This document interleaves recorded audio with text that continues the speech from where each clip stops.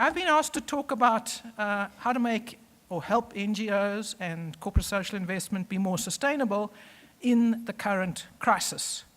And I wanted just to start off by reflecting, are we talking or are we experiencing, and is it just South Africa, the current crisis, or is the financial crisis, the cutbacks, the funding pressures actually masking some much bigger and more fundamental change that is taking place, of which we as South Africans are part of a global paradigm shift?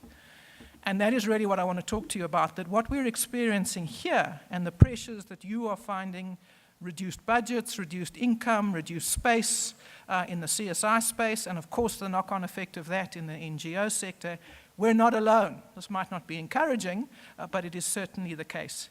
And behind the funding crisis is a much bigger set of forces and change that are shaping the development world for better or for worse right across the world, from Latin America all the way through to the Philippines. And in some sense, we are actually a little bit behind the curve on this.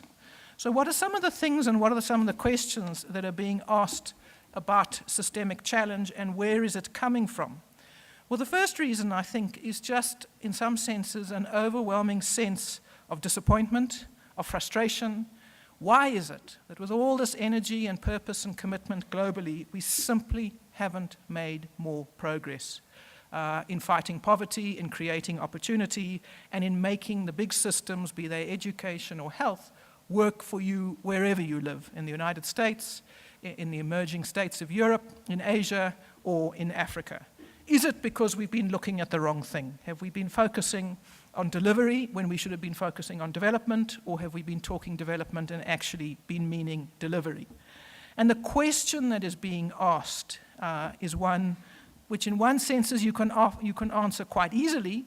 Is the task too big, too challenging, and too urgent for the people that we have given it to, the NGO sector?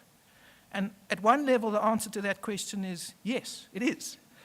The other answer to the question at a more deeper level is, well, what is the space that we're expecting people to act in? And why is it that the bigger players, in particular government, hasn't moved into that space more forcefully, globally?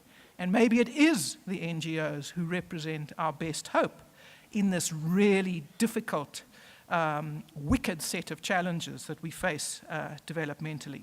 But needless to say, those questions are being asked and they're being answered in different ways, and we're seeing an entire sector moving on. Funding agencies, corporates are viewing themselves and their partners in a very different way. There's a radically changing set of expectations. The stakes are so much higher. People want to see results quicker, and they want to see them on a bigger scale.